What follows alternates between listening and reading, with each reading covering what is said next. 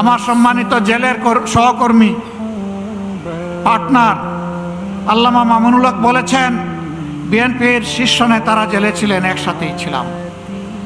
তারা হতাশা ব্যক্ত করে বলতেন 41-এর আগে হাসিনা এবং আওয়ামী লীগকে ক্ষমতা থেকে সরানো সম্ভব নয়। 24-এর অভ্যুত্থানের পরে 8 তারিখ যখন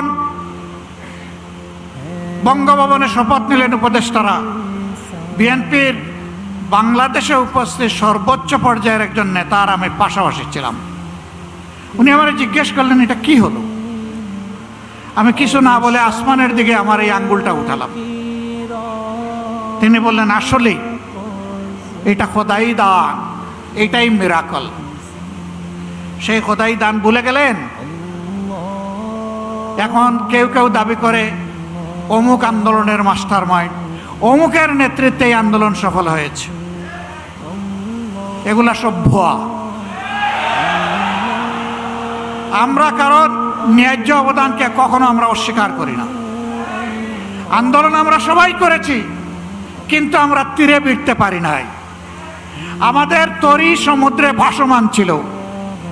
জুলাই আন্দোলনের নায়করা এই তরি নিয়ে ঘাটে ভিড়েছে, জাতিকে মুক্তির পথ দেখিয়েছে। তাদেরকে সম্মান করতে, ভালোবাসতে শিখুন। তাদের নিয়ে তুচ্ছ-তাচ্ছিল্য করবেন না। আপামর ছাত্র সমাজ জীবন বাজি রেখে তখন ঝাঁপিয়ে পড়েছিল। শ্রমিকরা পাশে দাঁড়িয়েছিল, মারা রাস্তায় নেমে এসেছিল, স্ত্রী তার স্বামীকে পানি এগিয়ে দিয়েছিল, সন্তান কুলে নিয়ে মা রাস্তায় নেমে এসেছিলেন।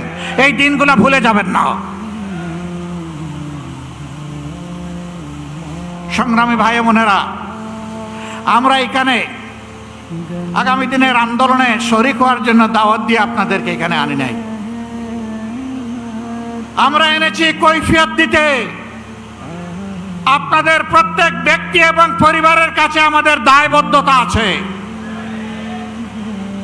আপনাদের কারণেই আজকে আমাদের এই রাজনীতি, এই সংসদে যাওয়া, এই নির্বাচনে অংশগ্রহণ করা। আমরা কি পারলাম কি পারলাম না তা আপনাদের জানার অধিকার আছে।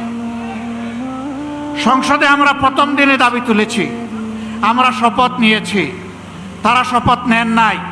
জাতির সাথে দেওয়া ওয়াদা ভঙ্গ করে জাতির সাথে তারা প্রতারণা করেছে। এরপরে যখন জাতিকে প্রতারিত করা হয়েছে, আমরা নোটিশ দিয়ে আলোচনার ব্যবস্থা করেছি, তারা তার বিরোধিতা করেছেন। যে আইনগুলো সংশোধন না হলে, যে অধ্যাদেশ বাস্তবায়ন না হলে